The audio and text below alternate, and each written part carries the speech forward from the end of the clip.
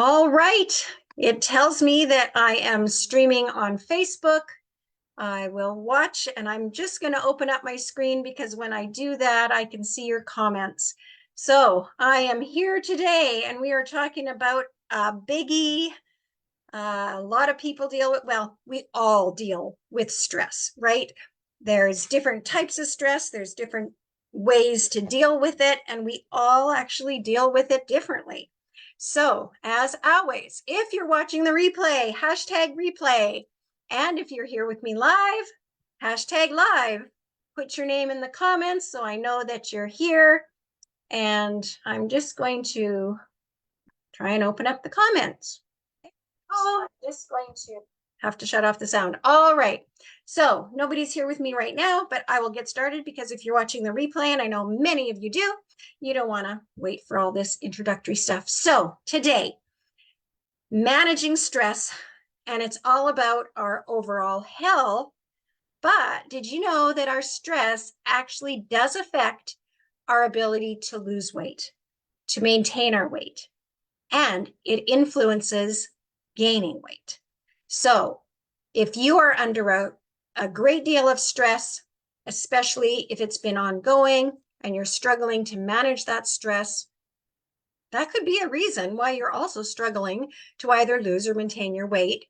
And it gets harder as you get older. There's a lot of other things working against us. So let's see if we can take some control and deal with the stress in our life, if that's a problem. It won't be for everybody, but it's still good to know about because there are always immediate stressors in our life that come and go, right? And then there are stresses that linger, and we call that chronic stress. Okay, so big topic. I could go on and on, probably have an hour or more masterclass on this subject. But I'm got some notes that I'm going to try and stick to, because if I don't stick to my notes, I will go on and on for an hour. That's just a problem I have. Okay, so as you know, stress affects us in more ways than we probably know. We know it affects us physically. We know stress affects our health, right? We know it affects how we feel, how our body feels. We react to stress in a very physical way. It affects us mentally. It affects our ability to think, to remember, even socially. If we're under a great deal of stress, especially an immediate stress, like we're coming home from the office and we just had like this last phone call that set us off, does it come into the house with us? Does it affect maybe our relationships and affect us socially? Yes, of course. Stress affects everything in our life, really. So it's worth talking about. It's worth thinking about and trying to deal with. As we age, stress can have an even more significant impact on our health and well-being in general. And finding ways to reduce it becomes even more important. Okay, so stress is stress. It's how we manage it that's important. And how we manage our stress will affect our sleep, our waistline, as I mentioned, relationships, our body chemistry, even what's going on. And this has a lot to do with then the long-term effects on our health and our weight. Affects what goes on in our body hormonally and other things. We're going to get into that. But our overall health in general. Okay, so how we all respond to stress and stressors in our life is different. What may overwhelm me, creating a major stress response in my body, maybe water off a duck's back to someone else, right? And in some ways that can be annoying. I don't know how you are. Are you the one that just shakes it off, or do you hold on to it and almost let it smother you sometimes? Okay, so again, if you're watching the replay, hashtag replay. If you're watching live, hashtag live. Let me know you're here. If you have any questions or comments, put them in the comment box. I'd love to hear from you. If you have questions, I will definitely get back to you after. All right. How we manage stress is critical to our health. We know that. But reducing our stress levels is often easier said than done, right? Most of us as women and caregivers have taken little time for our own self-care. Some of you are prioritizing yourself in your life right now, but many are not.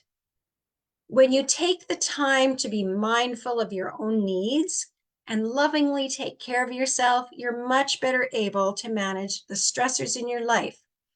And I need to do this more as well. We are all just often too used to taking care of everything and everybody else first, and our time, energy, resources, finances goes out. And at a certain point, you need to realize, I need to realize that taking that time, energy, effort, and spending money on myself is what I really need right now, because there's the saying, when you're in an airplane, put on your face mask, oxygen mask first, because if you don't, you can't take care of anyone else. And we all get to that point. Hi, Christy. Nice to see you live. We will talk a little bit about cortisol, and I can tell you more about that as well later. And it definitely is a source of weight gain. Yeah. Okay, so I'm going to talk a little bit about that. I have lots of information about how cortisol affects our belly fat, actually. Okay, so some causes of stress, which could be acute stress or chronic stress. Think about what stresses you. There's random stressful situations like crazy traffic. We're in a hurry to get somewhere and there's a traffic jam, or there's a crazy driver on the road and he keeps cutting in and out. I know somebody who that drives crazy. Overscheduling, having too many things on your calendar and feeling like you have no time to do everything. Here's a one that you might not think about. Maybe it's not a problem for most of us, but overtraining, as in over exercising. Did you know that exercising too much will cause stress in your body that can create the same stress response as any other stress? The causes are endless. I mean, you can think of what creates stress for you, right? It could be family relationships or work related, any kind of relationships. They're important. Relationships are important to us. So when they're not running smoothly, it creates stress. And sometimes there's nothing we can do about it, but sometimes there is something we could do. It's just not comfortable and easy, so we avoid doing it, right? Like somebody needs to talk to somebody and it's not going to be me. Well, the easiest thing to do to just move on with life is to be the one to get the ball rolling and get it over with. But it's really hard. I understand that. It could be work situations with our boss, with coworkers, with our employees. There's a lot of things situationally that make us uncomfortable, and we would have to really step out of our comfort zone to deal with. And so we don't. But then that causes chronic stress. Of course, there are things we don't have any control over, and we just have to watch events unfold and just pray and hope, right? That the best will come. But I think we can minimize the amount of stress we're under because we aren't even fully conscious of it. So by becoming more conscious of it, we can do something about it. Okay, so hopefully this will be helpful in some way for you. So here's just a quick overview of what happens in your body. First, you encounter a perceived threat. Okay, you're sitting on the sofa reading a book, nice and comfortable. All of a sudden you hear this major roar and you turn your head. There's this big lion in the room and it's got its mouth open and it's looking right at you, saliva drooling down its face, its fangs out. How are you going to react? Okay, not a very realistic situation for most of us. So here's another one. You're out for a walk in nature. You're just enjoying being in nature, the sound of the birds, the wind in the trees, and all of a sudden, this big, scary looking dog runs out of nowhere. It's not on a leash. It's barking its head off and it's looking right at you. Okay, how are you going to feel? You react, right? Your brain signals, sets off an alarm, and it's that fight or flight response. So all of a sudden, a lot of things are happening in your body. Adrenaline, cortisol hormones are being released. Parts of your body are shutting down that aren't necessary, like digestion and the immune system, different things that aren't necessary in the moment. And what's necessary is for you to have energy. So blood sugars are coming out. Like there's lots of things going on that you're not aware of. Heart rate goes through the roof, Christy. Yes, heart rate, blood pressure, all kinds of things. So you have energy and you're ready to either fight or flight. Now, I don't know what your response is going to be with the dog. I would be careful about something that could run after me, but what are you going to do, right? Okay. A lot of situations emit that really sudden response. And then when the danger is gone, or the frustration or whatever it is, then everything goes back to normal. Like our body just goes into recovery. The hormones are, taken care of, taken out of the body. Their systems, your digest, everything else goes back to balance. Okay, it takes a while, but an acute stress response is short term. What the real problem for us is when it's not short term and your body doesn't recover. It's something that's ongoing. It might be something we live with and we're hardly aware of it, but we know we just don't feel right. We're tense. We wake up with a stomach ache. Have you ever felt that? Anxiety increases, depression increases, a lot of things. So ongoing stress is what leads to ongoing problems. Chronic stress, let's talk about it. The long-term activation of the stress response and then the subsequent overexposure to these chemicals like cortisol and other stress hormones disrupt almost all of your body's processes. This puts you at increased risks of numerous health problems, and the biggies, which I'm not going to go into because we talk about that a lot, but littler known ones like digestive problems. Did you know even our nutrient digestion is reduced when we have this stress response? So we get potential for nutrient deficiencies as a result of the decreased nutrient absorption in our body. Also, reduced gut flora. So the good bacteria is reduced, and it's a bigger buildup of the bad bacteria, which is very bad for our digestion and inflammation. We have sleep problems. Sleep is really connected with stress, isn't it? And weight.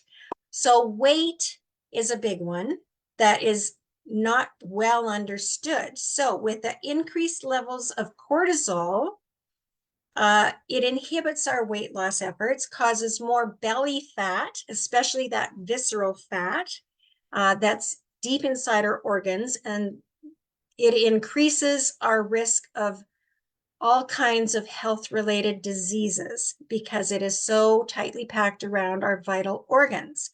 That belly fat, the visceral belly fat, is tightly connected with stress and cortisol, right? Not so much just the subcutaneous fat that makes us soft and fluffy and squishy, and we have that around our belly too, right? But it's the deeper belly fat, the visceral fat, that's the health issue. Okay, so now as women, we want to get rid of it all, right? I understand that. Okay, so also to do with weight, stress will lower our metabolism because it's reducing our body's regular activity in some areas, and it increases fat storage. Okay, so stress also increases oxidative stress, which causes premature aging. And of course, we don't want that either, right? So your immune system, your digestive tract, the whole nervous system, and heart are most vulnerable to chronic stress. And as I mentioned, chronic stress can lower your immune system, lead to major diseases, and also make you more susceptible to things like colds, flus, and other infections. Okay, Physical stress can cause similar issues. It disrupts our physiological homeostasis in a number of ways, including hormones and inflammatory pathways that affect our energy levels in a bad, like in a negative way. So, physical stressors, over exercising, exercising too hard, not giving yourself enough physical rest. Sleep is really, really important. So, also on our mind, the effects of stress affect your state of mind, impairs your memory, your ability to control impulses, right? If you're stressed and if you have a lack of sleep, to they just like build on each other when it comes to our ability to maintain our motivation and our ability to say no to ourselves, right? To control our impulses when it comes to food and snacking and cravings and things like that. But it we all know increases our risk of anxiety and depression. It saps your energy, undermines the motivation, like I said, making it really hard to stick to healthy habits. A study has shown that people who reported higher levels of stress also reported an increased drive to eat, causing them to overeat, binge eat, feeling like they had ongoing hunger. They're less able to control their eating habits. And all of that promotes weight gain, right? Just because of the behavior that stress is causing. So, how is it affecting you? How do you feel about stress in your life right now? Is it manageable? Do you feel like you're under control, or do you feel like you need some help managing stress? Do you have chronic stress? Do you deal well with dealing with the stress? We're going to talk about some ideas on how to help reduce stress. But the first thing I want to address is probably the most important, and I've mentioned it. It's simple. Everybody does it, hopefully every day or every night. And some people need to do more of it, right? Consistently get more sleep. You can say, I get a good sleep, but I don't have time to sleep. Okay. Yes, people are really busy and we all struggle with getting enough sleep a lot of the times. And as we go through menopause, it gets harder. Do you struggle with sleep? Is it hard to sleep? I know some of you get a great night's sleep. We talked about sleep in our Healthy Habits Challenge recently, and some people have no trouble getting enough sleep. They get their 7 to 9 hours all the time. But most women do struggle either getting to sleep or they wake up in the middle of the night, they can't get back to sleep. A lot of times that's connected with stress or our mind shooting off and, wanting to function at a high level. Yeah, Christy says you need more sleep and to get a good sleep. It's not just about having a short quality sleep. The hours of our sleep time is really important to what our body can do, because when we're asleep, our body is not off the job. Our body is doing a lot. Our body needs the rest to repair itself, to repair cells, to detoxify our cells, and to recover from the physical and mental stresses that we're under. So we need to rest. When we're fully rested, you know the difference it makes, right? It allows us also to handle stress better. So it goes hand in hand. Another thing besides sleep that could be not an easy fix, but something like to think about is, are we overscheduling ourselves? Are we overcommitting? Do you have a hard time saying no? A lot of people do. So what can you do about that? You don't have to say no right away. Don't say yes right away.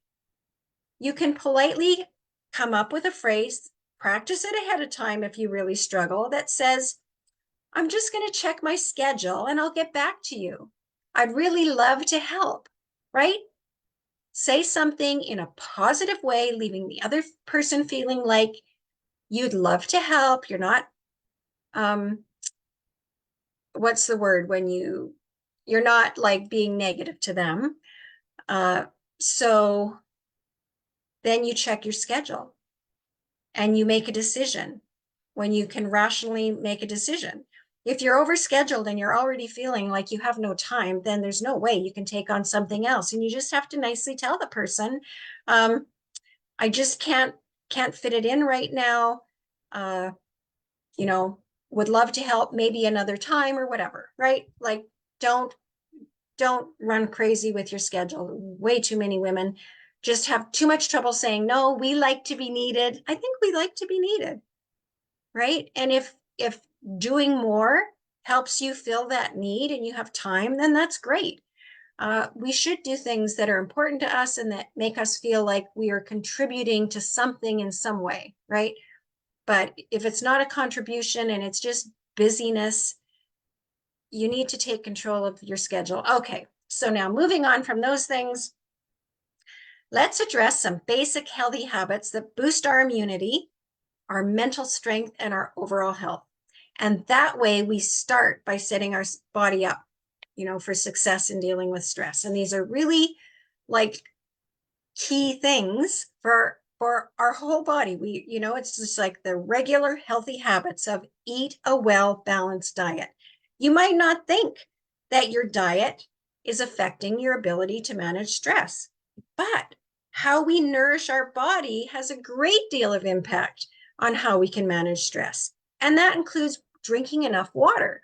And, if you're used to drinking something with calories, I always say don't drink your calories, but if you do, replacing that with water is going to be really beneficial. Caffeine and sugar should be limited or avoided if possible, as well as processed foods, chemical-laden foods. These produce inflammation in the body, and that can be really stressful for the body, okay? Besides your diet is exercising regularly. We all want to do it. We're all trying to do it. Being consistent is the key, right? It's the problem. It's what holds us back from getting it done. Is just like doing this over and over, especially if you don't enjoy something. So think about, what do you enjoy? Exercise also like improves our mood. It stimulates endorphins, helps us sleep better. It also helps us balance our blood sugar and other hormones. So move. It doesn't have to be like a specific exercise program you do a certain number of times a week. Just daily movement that helps you relieve stress, makes you feel good. Maybe it's something from childhood that you enjoyed doing, and you can do a little more of that. Or just getting out for a walk in nature. A brisk walk is better than a stroll. Maybe it's yoga, even balancing exercises, stretching, anything like that. Move regularly. Okay, I'm going to share with you now 2 techniques for immediate relief. This is if you're feeling the stress in the moment, right? How do you deal with the stress in the moment? There's lots of ways to do it, but these are 2 things that are pretty easy. Deep breathing exercises. It affects our nervous system and settles us down. So deep breathing exercises are very effective in calming down the central nervous system. And there's one technique that's been found to be very effective. It's called the 4-7-8 breathing technique. Okay. So you inhale through the nose, and I have a harder time with that. I like inhaling through my mouth, but you don't want to get it in your stomach. You want it through your lungs. So you inhale for 4 counts. You hold your breath for 7. This is what helps calm and stabilize the nervous system. You're holding your breath for 7 counts, and then slowly let it out through the mouth. Exhale for 8. That's really hard for me because I just want to go so I can gasp another air breath in. But if you have trouble with that to get started, it can take some practice, right? So inhale for 4, hold for 7, exhale for 8. Okay, so that's an immediate help to the nervous system. Another one was really effective for me when I needed to reduce my stress and had trouble getting to sleep. And this is called progressive muscular relaxation, and best done laying down. You can do it anywhere if you're sitting, but it's more relaxing laying down. And if you do it before bed, it'll help put you to sleep. If you can listen to something calming, there's even like kind of like meditations that will take you through the practice. But what it is just kind of doing a scan of your whole body. And you begin, say, at your head, contract each muscle group from your head to your toes, but starting one at a time. You contract your muscle group for a couple of seconds, maybe 2 to 4 seconds, and then you release and relax. And then you move on to the next muscle group. So it could even be like your neck, then your shoulders, go through one arm, the other arm, your chest, your core, stomach, your pelvis, your thighs. Think about all the different muscles you know, right? And contract, hold, and release and relax. Do this all the way down to your toes until your whole body has been contracted, held, and then released. And then finish with a couple big deep breaths. If you've never tried that before, give it a try and see what it does. I love it, just listening to soft, calming music. Okay, so another things, if you have a little bit more time, is to get some Epsom salts and have an Epsom salt bath. Turn the lights down, put the candles on, listen to some music. This is called self-care. It's something that most of us don't know enough about, unfortunately. Who has time, right? We need to start taking some time. Okay, lavender essential oil is supposed to be really well. I have a lavender spray for my pillow that I was given as a gift. I have lavender in a little tube that I can roll on the temples to help me relax. But you can even put a drop on the bottom of your feet. Okay, so these are some things to do in the moment. Now I've got even more tips. I know this is getting long. Of course, you can turn it off whenever you're ready, but we're going to get into some positive daily practices to help reduce chronic stress. Who keeps a gratitude journal and writes in it every day? Drop it in the comments if you do. If you're consistent, yay. I have a gratitude journal. It gets opened up every now and then, unfortunately. I also have a journal, and it again gets opened up every now and then. I'm not too great at it. Now I have a kind of like a day timer book where I'm trying to practice scheduling on paper again. I like my Google Calendar, but I tend to do better if I have to write it down and see it, and it's open there. And part of that is planning for the day ahead, taking inventory of the day when it's done, and sort of thinking about the things that are really important to me and what went well. Okay, that helps. But a gratitude journal helps you focus on the positives in your life. Maybe, I mean, sometimes I've said, wow, like listening to the sound of the birds outside. That's really cool. Like, I'm grateful that I can hear birds outside of my house. I'm grateful that I have a home that's comfortable and warm, especially right now in our climate. I'm grateful for my dog. He keeps me company when I'm alone at home. And he's like, our pets are wonderful, right? Everybody who has a pet loves their pet. There's so many things we can be grateful for, big and small. They don't have to be all big things, but it refocuses our mind on the positives. And it's a really powerful mindset tool to put us in a more abundant mindset than in focusing on what we lack or what's going wrong in our life. Other ways we can do this is meditating on scripture, reciting positive scripture verses. There are so many in the Bible, or affirmations that put a positive twist on who we are or our situation.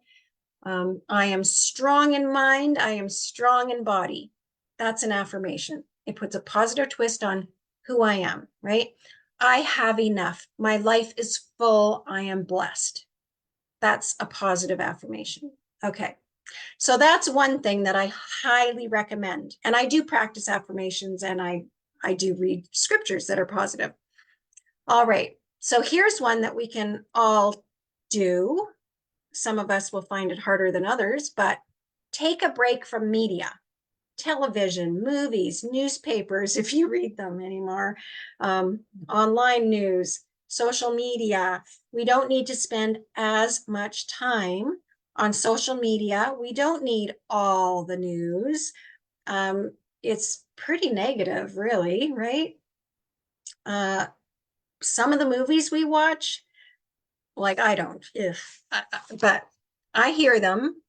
I hear other people watching movies that just leave me tense. Like I can't watch a movie that's tense or stressful, especially before bedtime. Who can do that? I mean, people can, but I can't. It just leaves me all tightened in knots. If I watch a movie, it's got to be funny and some kind of romance twist to it, right? Like just something fun and light. But I don't watch a ton of TV. But that a lot of people do, right? So if you're into a lot of that and the reality TV shows, they can all increase our stress level and the chronic stress, like it adds up, right? It just like, and you might not even notice because it's just adding such a little layer, but it is adding. So think about it. Do you need to take a break from some type of media that's coming into your life? Okay, another one. Get connected with real people. When is the last time you had an actual conversation that maybe wasn't work related or, taking care of business type of thing? When did you just get to talk to somebody, share your thoughts, your frustrations, your stresses? It's called having a brain dump.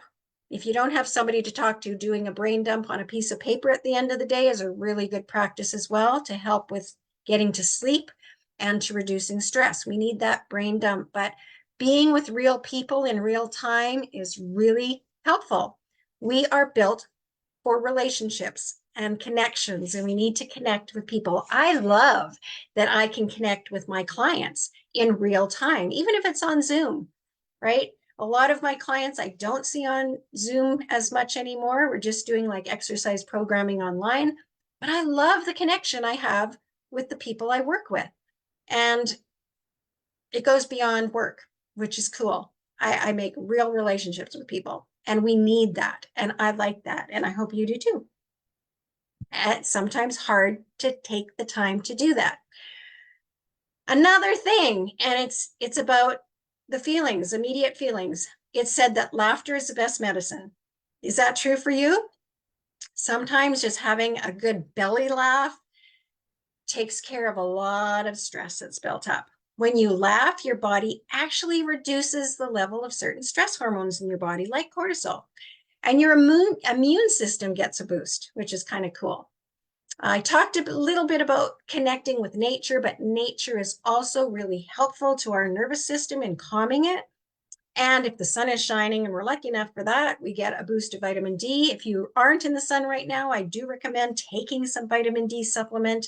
If you're in the middle of winter and cloudy days, it's very, very helpful. Then, again, do you have time? Take some time for fun activity. Whatever that activity is, it could be dance, doing crafts, painting, or coloring and drawing, playing music, knitting, whatever it is that brings you joy and can help you relax. Take some time, even if it's not every day. I mean, it would be hard for some of us to do that every day. If you can, that's awesome. Like spend your evening doing a calming, enjoyable activity before you go to bed, but at least every week. And then the last thing, which you'll understand when I say it, but we don't think about, random acts of kindness or doing something for someone else without expecting anything in return, right? Our body also loves to give and be helpful and be generous, right? And to be able to give without expecting anything makes us feel happier, and it makes someone else feel happier, right? So we're sharing the joy. What else could be better? Okay, that was a long one, and I could have gone longer, I'm sure, but it's time for evaluation time. So look at areas of your life that could be causing stress right now. You'll know some of them right off the bat, but think about all the different areas of your life: mental, spiritual, physical, relational. What could be adding to the stress in your life? Because it's just like pebbles stacking up, right? And what are some ways you can reduce that stress today? All right, let me know in the comments. I hope this was helpful for you in some way. And I look forward to talking to you again.